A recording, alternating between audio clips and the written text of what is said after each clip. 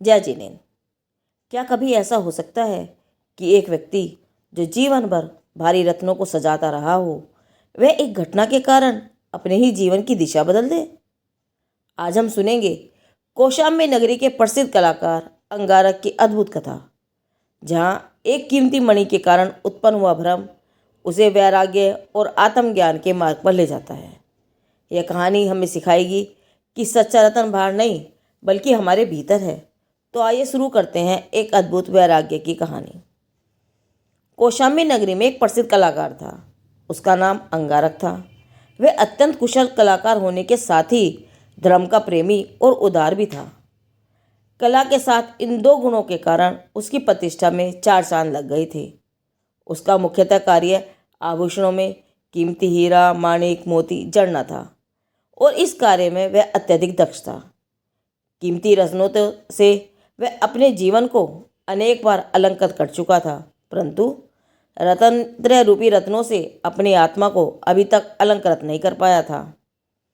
आज कलाकार का निवास स्थान पद्मराग मणि की लाल किरणों से जगमग हो रहा था।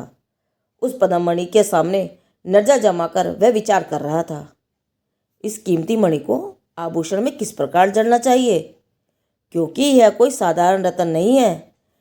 यह तो कौशाम्बी के महाराजा गंधर्वसेन के आभूषण में जड़ने के लिए आया हुआ महामूल्यवान पद्मराग मणि है। मेरी कला पर विश्वास करके ही महाराज ने यह काम मुझे सौंपा है। अतः आभूषण में वह इस प्रकार जड़ा जाए कि उसकी शोभा एकदम खिल उठे। इस विचार से कलाकार उस पद्मराग मणि को क्षण में आभूषण के इस तरफ और क्षण में उस तरफ और क्षण में बीच में रखकर देखता। इस प्रकार घुमाते घुमाते बहुत परिश्रम के बाद जब उसके मनपसंद स्थान पर वह मणि शोभित हो गई, तब उसकी शोभा देखकर उसका मन हर्ष से गदगद हो गया। वह विचारने लगा, वाह, मेरी कला का यह एक सर्वोत्तम नमूना बनेगा और महाराज भी इसे देखकर अत्यंत प्रसन्न होंगे। इस प्रकार संतोष की सांस लेकर जब उसने अपना मस्तक ऊपर उठाया तो देखता है कि उसके घर के आंगन के सामने से एक दिगंबर मुनिराज गमन कर रहे हैं। मानो उनकी आंखों से परम शांत रस की वर्षा हो रही हो, मानो उनकी भव्य मुद्रा पर वीतरागता छाई हो, मानो उनके समस्त पाप गल गए हों। अहो, उनके आत्मा की पवित्रता की क्या बात! अरे, उनके तो चरणों से स्पर्शित धूल भी इतनी पवित्र है कि असाध्य रोगों को दूर कर दे। उनके दर्शन मात्र से मानवों का मन पवित्र हो जाता है और उनके हृदय का पाप धुल जाता है। इन रत्नत्रय धारक योगीराज के आत्म तेज के सामने इस पद्मराग मणि का तेज भी फीका लग रहा है। ऐसे चार निधि मुनिराज आहार हेतु गमन कर रहे हैं। उन्हें देखकर अंगारक शीघ्र ही उनके समीप गया और उनके चरण कमलों पर झुक गया तथा अनायास ही उनके मुख से उद्गार निकलने लगे। अहो, आज मेरे भाग्य खिल उठे, आज मैं कृतार्थ हो गया। हे प्रभु, हे मुनिराज, आपके चरण कमलों की धूल से आज मैं पावन हो गया। मेरा घर भी पवित्र हो गया, मेरे भव भव के पाप नष्ट हो गए। हे नाथ, पधारो पधारो पधारो। और इस प्रकार मुनिराज का प्रणाम करके नवदा भक्तिपूर्वक अंगारक ने आहार दान दिया। आहार दान के समय मुनि भक्ति में वह इतना तल्लीन था कि घर में इस बीच क्या घटना घटित हो गई उसे कुछ पता नहीं चला। आहार के बाद माँ मुनिराज तो वापस मन में चले गए और आत्म ध्यान में लीन हो गए। ऐसे महान पवित्र आत्मा शुद्धोपयोगी साधु शिरोमणि को आहार दान से आज अंगारक कृतार्थ हो गया, धन्य हो गया था। उसका चित्त अत्यंत प्रसन्न था। आहार दान के बाद वह कलाकार आभूषण में पद्मराग मणि को जड़ने हेतु जब वापस आया तो क्या देखता है, अरे, यह क्या हुआ? पद्मराग मणि गुम? नहीं नहीं, ऐसा नहीं हो सकता। उसने पूरा घर छान मारा, परंतु पद्मराग मणि नहीं मिली। उसकी आंखों के सामने अंधेरा छा गया। उसका दिमाग मानो चक्कर खाने लगा। अरे, परंतु इतनी ही देर में यह पद्मराग मणि गई कहाँ? क्या उसके पंख लग गए थे जो वह उड़ गई, या कोई चोरी करके ले गया? नहीं, यहाँ घर में मुनिराज के अलावा तो कोई आया ही नहीं। फिर वह मणि गई तो कहाँ गई? उसकी समझ में कुछ नहीं आ रहा था कि वह मणि एकाएक कहाँ गुम हो गई। पद्ममणि के गुम हो जाने से अंगारक व्याकुल होकर घर के यहाँ वहाँ घूमने लगा। कुछ समय पूर्व मणि के तेज से जगमगाते उसके घर में अब अंधकार छा गया था, मानो पृथ्वी कांपने लगी थी। मणि के चले जाने से मानो उसकी अपनी प्रतिष्ठा भी चली गई। उसे ऐसा लगा, उसे चिंता हो रही थी कि अब महाराज को क्या जवाब देगा। हे भगवान, अब क्या होगा। निराशा से घिरा हुआ वह एकाएक क्रोध से लाल पीला हो गया। बस चाहे जो हो जाए, परंतु वह मणि का पता लगाकर ही रहेगा। तब उसके मन में ऐसा दुर्विचार आया, अरे अभी अभी ज्ञान सागर मुनिराज को आहार दान देने के समय मणि को इस पेटी पर रखा था, और वे मुनिराज आहार करके वापस जाते हैं तो मणि गुम हो जाती है। इस बीच उनके अलावा अन्य कोई व्यक्ति मेरे घर आया ही नहीं। इसीलिए हो ना हो जरूर मुनिराज का ही इसमें हाथ होना चाहिए। बस निर्णय हो गया। उपरोक्त विचार आते ही जिन योगीराज के प्रति एक क्षण पहले अंगारक को अत्यंत भक्ति और श्रद्धा का अगाध समुद्र उछल रहा था, अब उन्हीं मुनिराज के प्रति भयंकर क्रोध से अंगारक अंगारे के समान बन गया। निश्चित ही वे मुनिराज नहीं थे, बल्कि मुनि के वेश में कोई चोर होंगे। उस ढोंगी का ही यह काम लगता है। फिर भी अभी अभी देखी उन मुहितरागी मुनिराज की भव्य मुद्रा और हृदय में विद्यमान जैन धर्म के प्रति अतिशय भक्ति, इन दोनों के कारण कलाकार के अंतरंग से आवाज आई, अरे अंगारक, यह क्या तू पागल हो गया है? जिन्होंने इंद्र तुल्य वैभव को छोड़ दिया और संसार को तृण तुल्य जानकर उसका त्याग कर दिया, जगत के पदार्थों में इष्ट अनिष्ट बुद्धि को छोड़कर जो बहुत आगे बढ़ गए हों, क्या वे महामुनिराज तेरे पत्थर का टुकड़ा चुराएंगे? सम्यक दर्शन, सम्यक ज्ञान, सम्यक चारित्र, ऐसे विश्व वंदनीय रत्नों से जिनका आत्मा शोभायमान है, क्या वे इस जड़ रत्न से मोहित होंगे?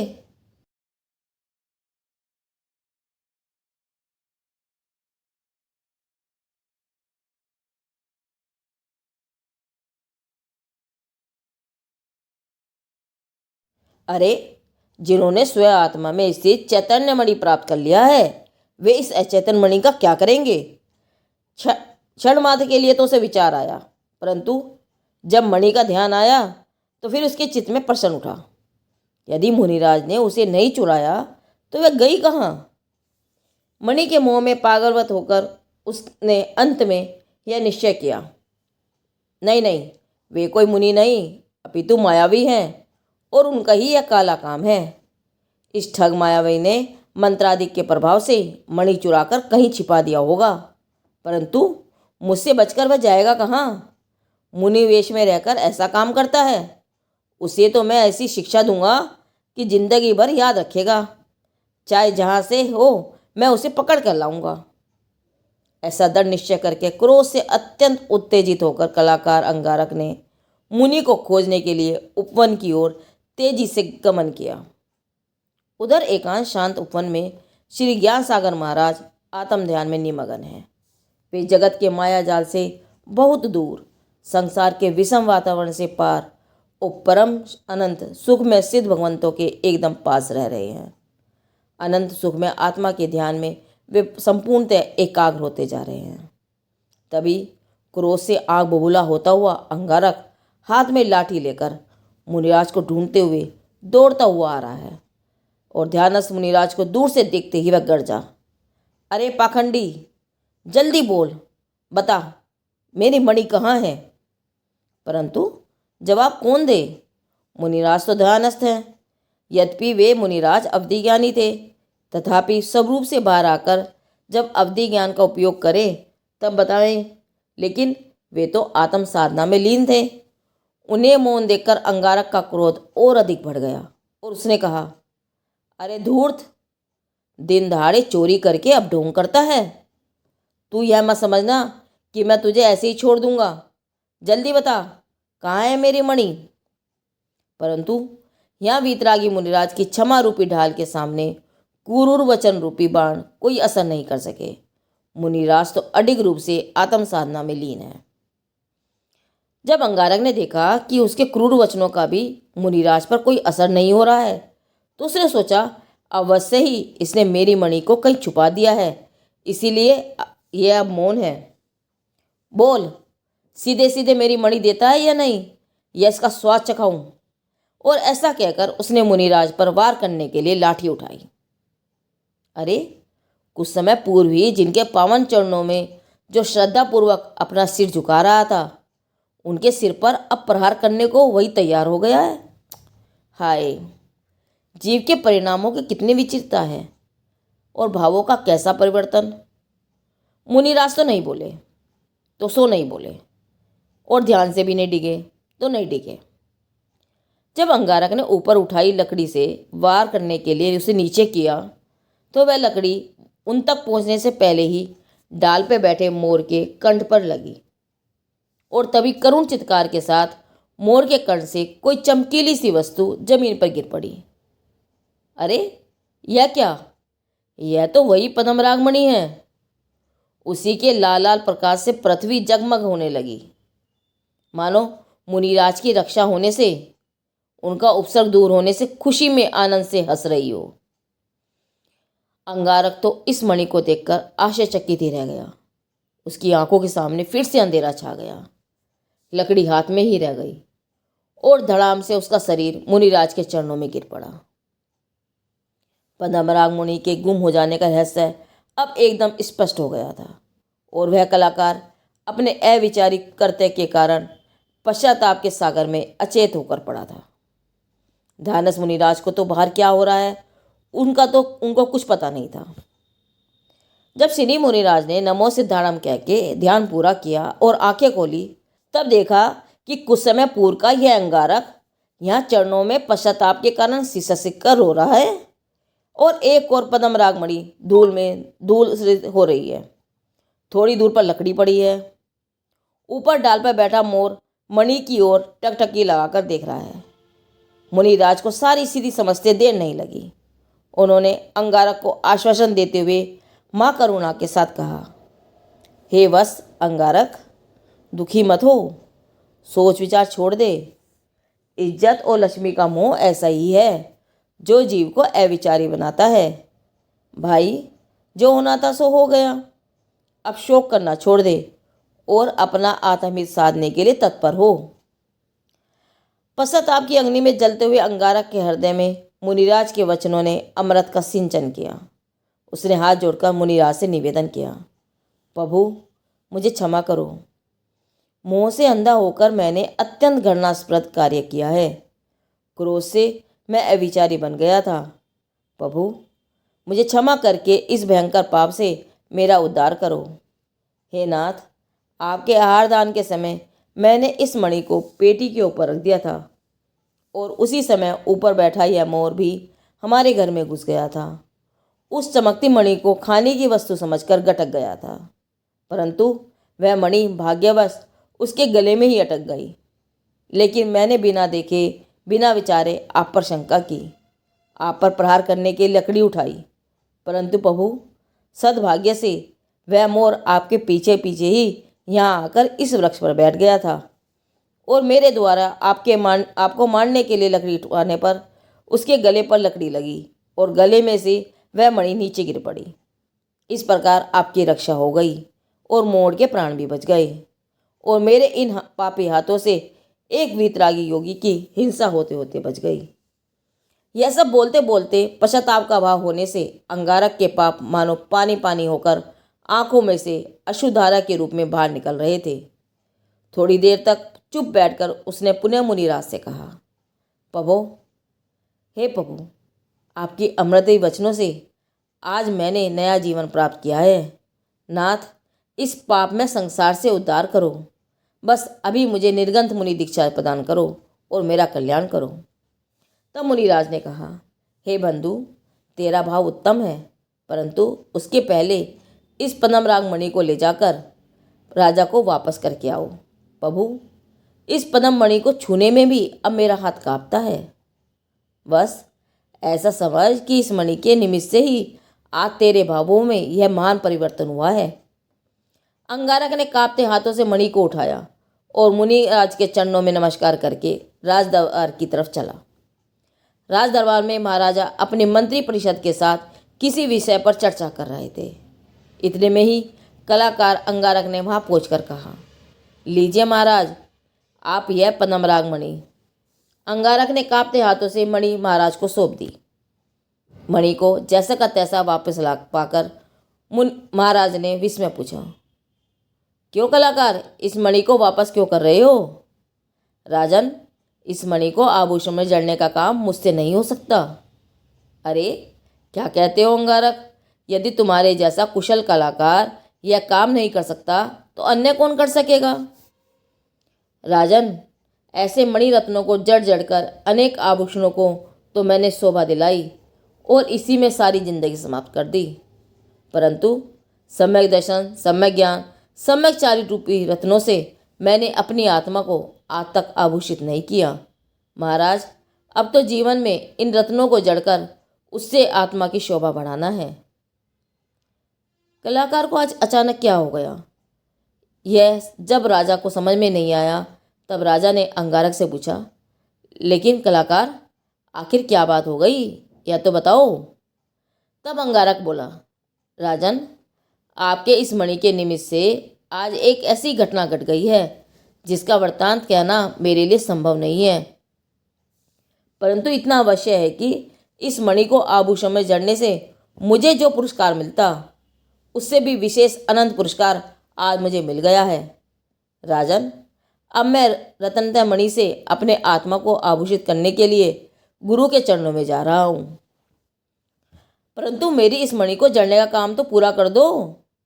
नहीं राजन, अब यह अंगारक पहले जैसा कलाकार नहीं रह गया है। अब तो यह अपने आत्मा में ही सम्यक आदि मणि जड़ने के लिए जा रहा है। और ऐसा कहकर अंगारक राजभवन से बाहर निकल गया। राजा तो दिग्भ्रमित होकर बाहर की तरफ देखते ही रह गए। बहु विचार करने पर भी इस घटना के रहस्य को वह सुलझा नहीं सके। दूसरे दिन जब नगरी के धर्म प्रेमी महिला पुरुष श्री ज्ञान सागर मुनिराज के दर्शन करने आए, तब उनके साथ एक और नए मुनिराज को देखकर नगरजन विस्मित हो गए और सबने भक्ति से उनके चरणों में शीश झुकाया। तभी, अरे यह तो हमारा सोनी कलाकार अंगारक। अपनी नगरी के ही एक नागरिक को इस प्रकार मुनि दशा में देखकर सबको महान आश्चर्य हुआ और शीघ्र ही यह बात सारी नगरी में बिजली की तरह फैल गई। राजा को भी जब यह ज्ञात हुआ तो वे शीघ्रता से वहां पहुंच गए।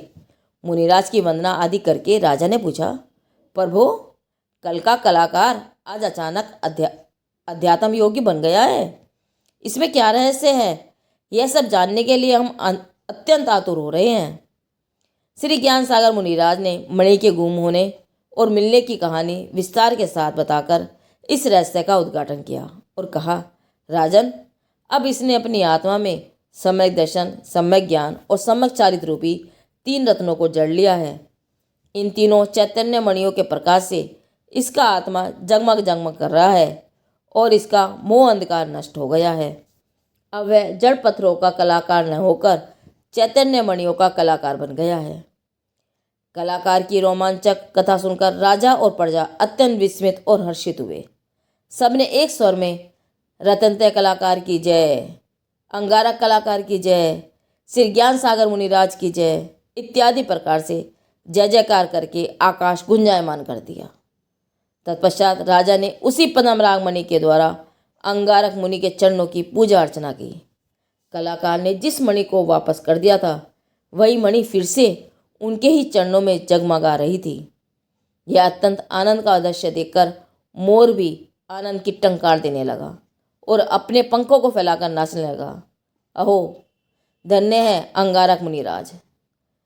तो भव्यों, यह थी अंगारक की अद्भुत वैराग्य कथा।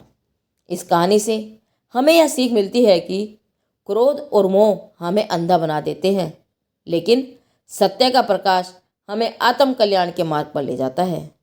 सच्चा आभूषण सोना चांदी नहीं, बल्कि सम्यक दर्शन, सम्यक ज्ञान और सम्यक चारित्र है।